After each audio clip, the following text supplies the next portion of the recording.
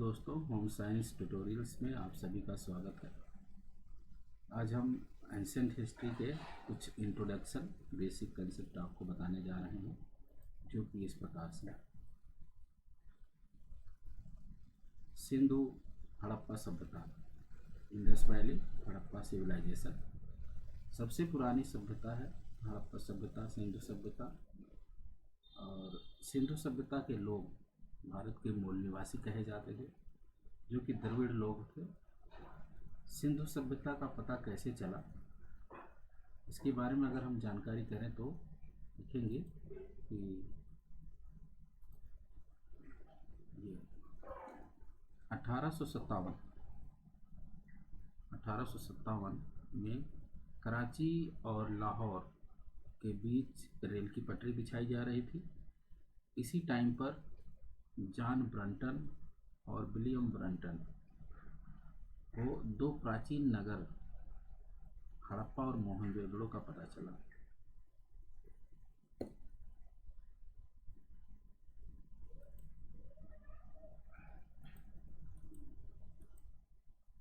और ये देखिए, जो हड़प्पा और मोहनजोदड़ो जो सभ्यताएं हैं, ये सिंधु नदी के किनारे बसी हुई हैं।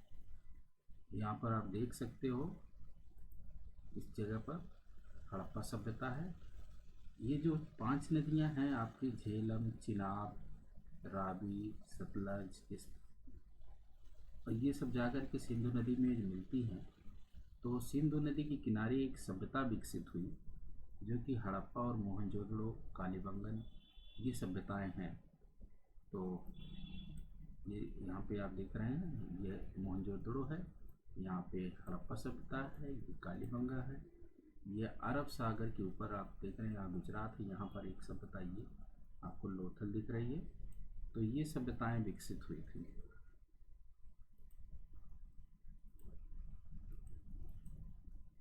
उत्खनन के फलस्वरूप बहुत सी जानकारियाँ प्राप्त हुई। तकरीबन 5000 साल पहले एक उच्च स्तरीय सभ्यता विकसित हुई थी, जिसकी नगर नियोजन व्यवस्था बहुत उच्च कोटि की थी। लोगों को नालियों, सड़कों के महत्व का अनुमान था। सिंधु सभ्यता एक नगरीय सभ्यता थी। सिंधु सभ्यता के लोग ईंटों का प्रयोग करते थे। गुजरात का शहर लोथल सिंधु सभ्यता का एक प्रमुख बंदरगाह था। मोहनजोदड़ो में सबसे बड़ा धान्यागार मिला था। विशाल स्नानागार, ग्रेट बाथ,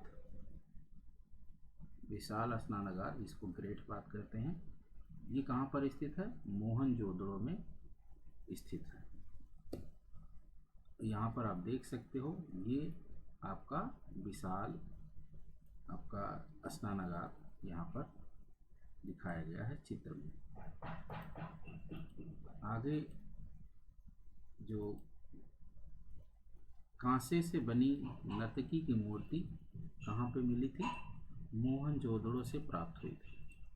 यह आपकी कांसे से बनी नर्तकी की मूर्ति है, जो कि मोहनजोदड़ो से मिली थी। और उत्खनन के फलस्वरूप ये पता लगाया गया कि सिंधु अर्थव्यवस्था की ताकत कृषि और पशुपालन थी। हड़प्पा सभ्यता से अभी तक लोहे की प्राप्ति नहीं हुई थी। सिंधु सभ्यता के लोगों ने सबसे पहले कपास का उत्पादन किया था।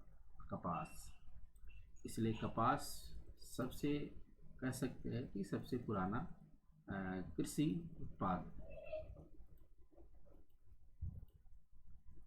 यहाँ पर इस स्लाइड में आप देख सकते हैं कि आर्यंस जो आपके मध्य एशिया से आए थे, वो आर्यंस इधर से इंटर करते हैं, और इनके पास ये आर्यंस अपने साथ वैदिक सभ्यता लेकर के आए थे, और इनके पास औजार थे। ठीक है, इस तरह से ये औजार डेवलप किए हुए थे।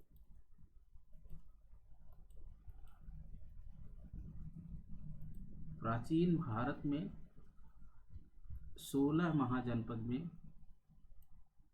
आपका बटा था प्राचीन भारत, जिसको हम कह सकते हैं 16 महाजनपद, 16 महाजनपद। ये महाजनपद कौन कौन से हैं यहाँ पर लिस्टेड हैं, जैसे कि मगध, अंग, काशी, कोसल, वज्ज, मल्ल, चेदी, वत्स, कुरु, पांचाल, सूरसेन, गांधार, कंबोज, अस्मक, अवंती, मत्स्य। ये 16 महाजनपद हैं।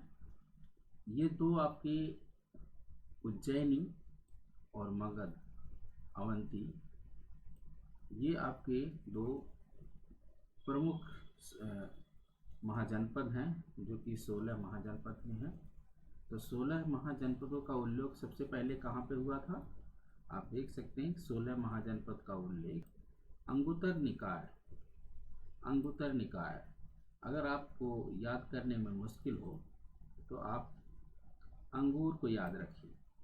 इस अंगूर को याद रखेंगे तो ये चीज़ आपको याद रहेगा कि 16 महाजनपद अंगुत्तर निकाय से में मिले थे, जो कि एक बौद्ध ग्रंथ था। अगली स्लाइड में देखते हैं क्या है।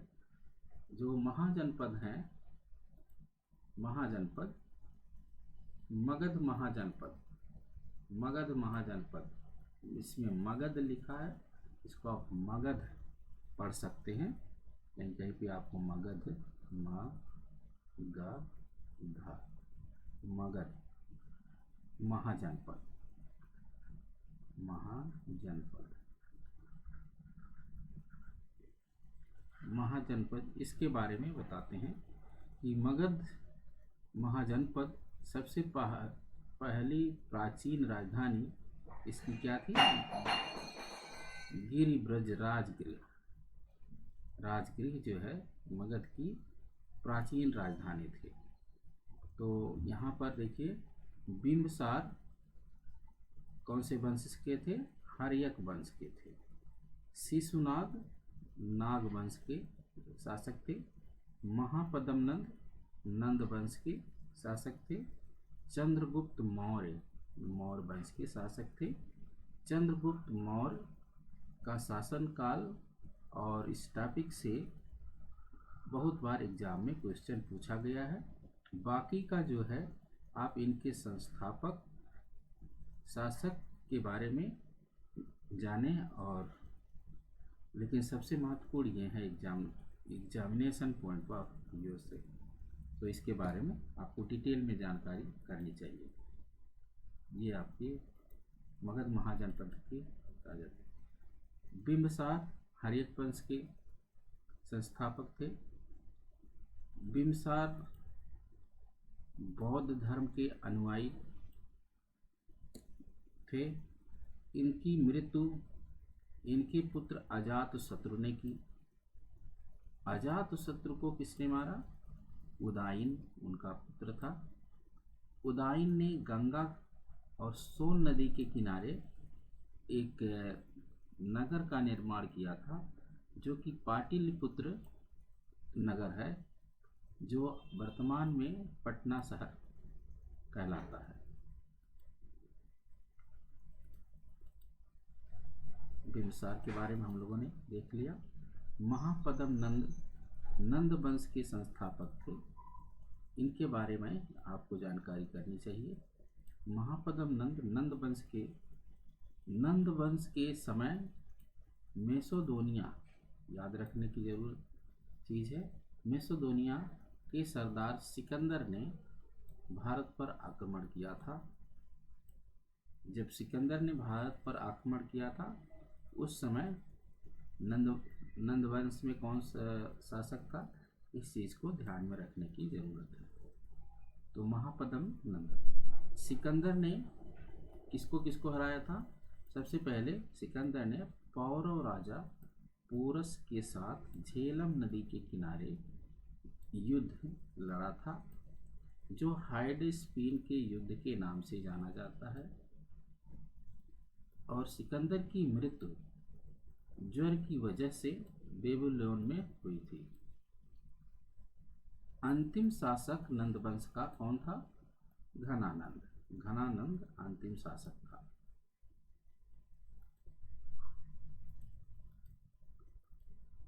आगे मौर्य वंश के बारे में जानकारी करते हैं। मौर्य वंश,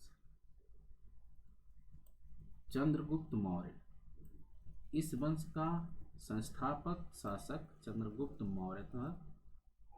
चंद्रगुप्त मौर्य संस्थापक शासक थे। चंद्रगुप्त के गुरु चाणक्य थे।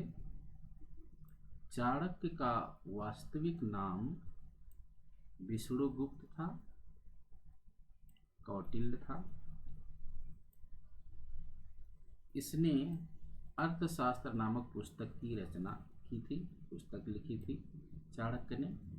इस पुस्तक में राजनीति संबंधी बातों का उल्लेख है, जबकि यह अर्थशास्त्र कहलाता है, लेकिन इसमें राजनीतिक बातें लिखी गई हैं। मौर्य वंश की प्रचलित मुद्रा पड़ कही जाती है। बार बार एग्जाम में पूछा जाता है कि मौर्य वंश की जो प्रचलित मुद्रा थी उसका क्या नाम है, तो पड़ उसका नाम है। चंद्रगुप्त मौर्य के शासनकाल में सिकंदर के सेनापति सेल्यूकस निकेटर ने आक्रमण किया था।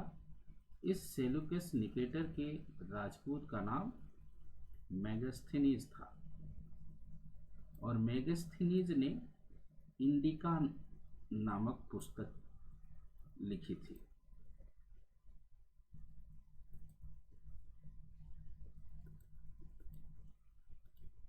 आगे देखते हैं कि सेल्यूकस निकेटर, इसकी पुत्री कार्नेलिया, नाम याद रखिए, सेल्यूकस निकेटर की पुत्री कार्नेलिया के साथ चंद्रगुप्त मौर्य का विवाह हुआ था, और इसने भारत के 8 महाजनपदों पर कब्जा किया था। किसने? चंद्रगुप्त मौर्य ने भारत के 16 में से 8 महाजनपद पर कब्जा किया था। चंद्रगुप्त मौर्य ने अपने जीवन के अंतिम समय में जैन धर्म को स्वीकार किया था। इसकी मृत्यु, चंद्रगुप्त मौर्य की मृत्यु श्रवणबेलगोला में उपवास के दौरान हुई थी। इसके बाद बिंदुसार मौर्य वंश का अगला शासक हुआ था। तो बिंदुसार के बारे में जानकारी करते हैं। बिंदुसार, पुराणों में बिंदुसार को अमित्रघात, वारिसार, भद्रसार के नाम से जाना जाता है। ये जैन धर्म के अनुयायी थे। बिंदुसार जो है जैन धर्म के अनुयायी थे। बिंदुसार के शासनकाल में तक्षशिला में विद्रोह हुआ था, और इसने अशोक को विद्रोह दबाने के लिए भेजा था।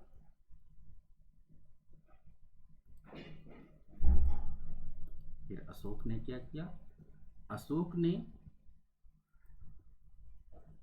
विद्रोह को शांत किया, और साथ ही साथ ये इतना प्रभावशाली राजा थे, अशोक थे, कि प्रजा का प्रेम और विश्वास जीतने में कामयाब रहे। बिंदुसार ने भारत के 10 महाजनपदों पर राज किया था। इसके बाद अशोक अगला शासक बने थे। अशोक के बारे में जानते हैं, सम्राट अशोक के बारे में। पूरे मौर्य वंश में अशोक सबसे महाप्रतापी शासक माने जाते हैं। इनके शासनकाल में शिलालेखों का प्रचलन बढ़ा था। इन शिलालेखों की खोज सबसे पहले 1750 में फैन टेलर ने की, और सबसे पहले 1837 में इसको जेम्स प्रिंसप ने शिलालेखों को पढ़ा था। प्रारंभ में तो अशोक जैन धर्म के अनुयायी थे, लेकिन कलिंग युद्ध के बाद, भारी मारकाट के बाद इनका हृदय परिवर्तन हुआ, और ये गौतम बुद्ध या बौद्ध धर्म, गौतम बुद्ध के शिष्य उपगुप्त से बौद्ध धर्म की दीक्षा ले ली थी। इस वंश के अंतिम शासक बृहद्रथ थे। कौन थे? बृहद्रथ। इसके इस मौर्य वंश के अंतिम शासक थे। अशोक को देवा नाम प्रिय कहा जाता है। अशोक को क्या कहा जाता है? देवा नाम प्रिय। अब जो है महाजनपद में हमने तो देख लिया कि जो मगध के शासक थे बिंबिसार, शिशुनाथ, महापद्म नंद, चंद्रगुप्त मौर्य। चंद्रगुप्त मौर्य के बाद कौन शासक बना था? पुष्यमित्र, जो कि शुंग वंश के थे संस्थापक शासक। वासुदेव कण्व वंश के शासक थे। सिमुक सातवाहन वंश के शासक थे। उसके बाद श्री गुप्त आते हैं, गुप्त वंश के शासक। तो गुप्त वंश के संस्थापक शासक श्री गुप्त थे। अब गुप्त वंश सबसे महत्वपूर्ण है। एग्जामिनेशन के पॉइंट ऑफ व्यू से बहुत सारे क्वेश्चन गुप्त वंश से आते हैं। तो गुप्त वंश के बारे में जानकारी हम करते हैं। तो श्री गुप्त सबसे पहले शासक बने थे। श्री गुप्त ने भारत के छह महाजनपदों को जीता था।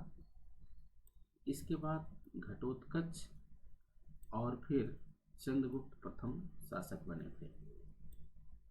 चंद्रगुप्त प्रथम ने लिच्छवी राजकुमारी देवी के साथ विवाह किया था। चंद्रगुप्त प्रथम ने गुप्त संवत की स्थापना की थी।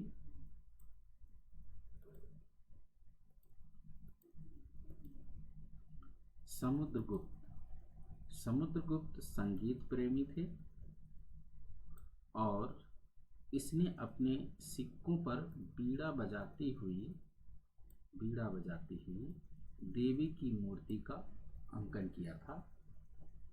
महापराक्रमी होने के कारण इन्हें भारत देश का नेपोलियन कहा जाता है। बार बार पूछा जाता है भारत देश का नेपोलियन किसे कहा जाता है, तो उसका उत्तर होगा समुद्रगुप्त। समुद्रगुप्त के बाद चंद्रगुप्त द्वितीय शासक बने। तो चंद्रगुप्त द्वितीय के बारे में जानते हैं कि चंद्रगुप्त द्वितीय एक महाप्रतापी शासक थे। इन्होंने भारत में शकों के आक्रमण को विफल कर दिया था। चंद्रगुप्त द्वितीय का नाम विक्रमादित्य था। इनको विक्रमादित्य भी कहा जाता है। भारत के इतिहास में सबसे पहले चांदी के सिक्के विक्रमादित्य ने चलाया था। चंद्रगुप्त द्वितीय ने चलाया था। कालिदास, आर्यभट्ट, वराहमिहिर, ब्रह्मगुप्त, सुश्रुत इत्यादि विद्वान चंद्रगुप्त द्वितीय के शासनकाल में थे।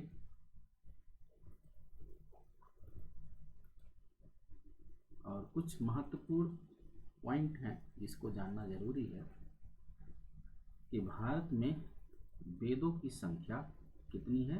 4 वेदों की संख्या है। वेद का मतलब होता है ज्ञान। ऋग्वेद सबसे प्राचीन वेद है। इसे संस्कृत भाषा का जनक माना जाता है। गायत्री मंत्र की रचना ऋग्वेद से की गई है। ऋग्वेद में 10 मंडल और 1028 सूक्त हैं। सामवेद भारतीय संगीत का जनक माना जाता है। यजुर्वेद, इसमें कृष्ण की उपासना का उल्लेख मिलता है। अथर्ववेद सबसे आधुनिकतम वेद है। जादू टोना टोटका अथर्ववेद से संबंधित है।